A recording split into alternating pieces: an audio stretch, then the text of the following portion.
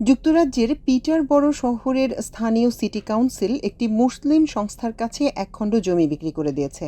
United kingdom Islamic mission নামে ওই মুসলিম সংস্থা সেখানে একটি মসজিদ ও ইসলামিক সেন্টার নির্মাণ করতে চাইছে।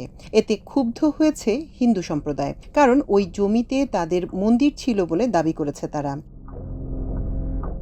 তবে যে জমির উপর মন্দিরটি প্রতিষ্ঠিত তার মালিক Peterborough city council.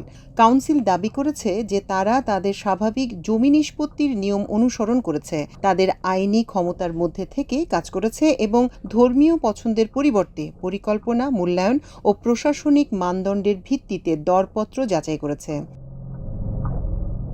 The print জানায়, পিটারবরো সিটি কাউন্সিল তাদের প্রায় ৫০০ মিলিয়ন পাউন্ডের ঋণ পরিশোধের লক্ষ্যে সম্পত্তিটি উন্মুক্ত বাজারে বিক্রি করে। সর্বোচ্চ দরদাতা হিসেবে মসজিদ গ্রুপকে জায়গাটি বরাদ্দ দেওয়া হয়েছে। জমিটি নিয়ে আইনি লড়াই করছে হিন্দু সম্প্রদায়। তবে কাউন্সিলের আইনজীবী ক্যাথরিন রোল্যান্ডস আদালতে বলেন, জমি বিক্রির প্রক্রিয়া ছিল স্বচ্ছ, ন্যায্য ও আইনসম্মত। দুপক্ষের বক্তব্য শোনার পর বিচারক বিক্রি প্রক্রিয়ার উপর একটি অন্তর্বর্তী স্থগিতাদেশ জারি করেছে। মসজিদ কর্তৃপক্ষ জানিয়েছে তাদের বর্তমান জায়গা পর্যাপ্ত নয়। তারা নতুন স্থানে একটি মসজিদ ও ইসলামিক সেন্টার গড়ে তুলতে চায়, যেখানে নামাজের স্থান ছাড়াও শ্রেণীকক্ষ ও খেলাধুলার সুবিধা থাকবে।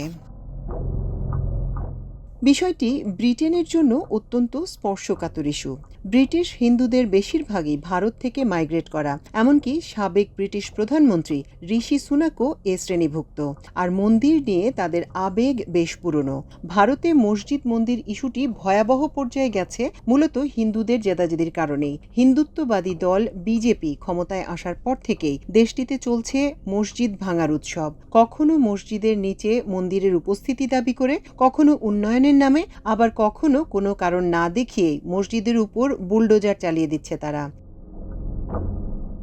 এর সবচেয়ে বড় উদাহরণ বাবরি মসজিদ। এই মসজিদ তারা ভেঙে সে জায়গায় মন্দির নির্মাণ করে ফেলেছে। সেখানে পূজা অর্চনাও চলছে, যদিও আদালতের নির্দেশ মেনে সে জায়গায় এখন পর্যন্ত কোনো মসজিদ নির্মাণ করা হয়নি। আর সহসাই সেখানে কোনো মসজিদ নির্মাণ হবে এমন কোনো সম্ভাবনাও দেখা যাচ্ছে না। ইতিমধ্যেই তহবিল সংকটের কথা উল্লেখ করা হয়েছে।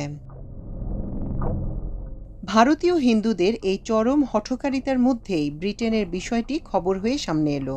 বৈধভাবে নিলামে তুলে বিক্রি করা জমি নিয়েও তারা উদ্ভট এক বিক্ষোভ শুরু করেছে।